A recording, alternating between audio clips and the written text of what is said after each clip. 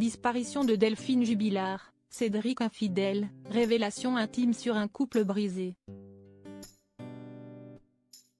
Cédric et Delphine Jubilard se sont mariés en 2013, après s'être connus dans leur jeunesse en boîte de nuit. Un couple décrypté par la justice pour comprendre si le peintre plaquiste a pu jouer un rôle dans sa disparition survenue à la fin de l'année 2020. Un personnage complexe et immature si l'on regarde son expertise psychiatrique en prison. Cédric Jubilard a-t-il été capable de commettre l'irréparable avec sa femme Delphine? Si est-il la question que la justice se pose depuis des mois. En juin 2021, elle a décidé d'incarcérer de façon provisoire le mari de la disparue du Tarn. Estimant avoir suffisamment d'éléments à charge pour l'isoler durant la poursuite de l'enquête. Depuis, le couple qu'il formait avec la mère de ses deux enfants, Louis et Elia, est passé au peigne fin. La relation entre Cédric et Delphine intéresse fortement les enquêteurs car la piste du drame conjugal est la principale. Le psychiatre qui a analysé le suspect numéro 1 a donc posé beaucoup de questions aux détenus sur son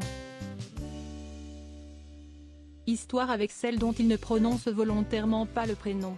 Libération a rapporté des passages de l'écoute.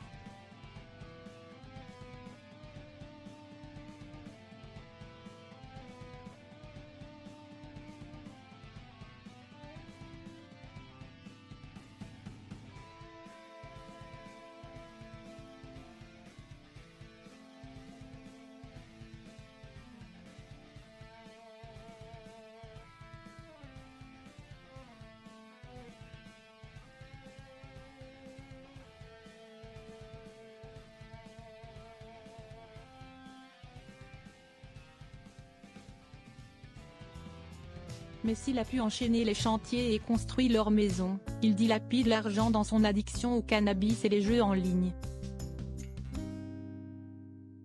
Si est-il donc sa femme qui assure la stabilité financière avec son métier d'infirmière de nuit et leurs travaux ne sont pas achevés,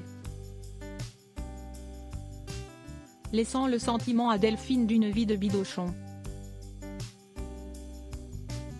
Le couple se délite et un point de non-retour semble atteint lorsqu'une procédure de divorce est entamée. Delphine rêvant d'un foyer stable et serein. Parallèlement, elle a rencontré un autre homme via un site de rencontre. Et son couple secret avec son amant de Montauban n'est pas une courte liaison mais une véritable histoire d'amour avec un futur. L'espoir d'une meilleure existence. Puis, viendra la nuit où tout va basculer, entre le 15 et le 16 décembre 2020, quand, après une émission regardée avec son fils aîné qui part ensuite se coucher, elle se dispute avec son mari. Ensuite, si est-il le trou noir. Cédric Jubilard reste présumé innocent des faits qui lui sont reprochés jusqu'au jugement définitif de cette affaire.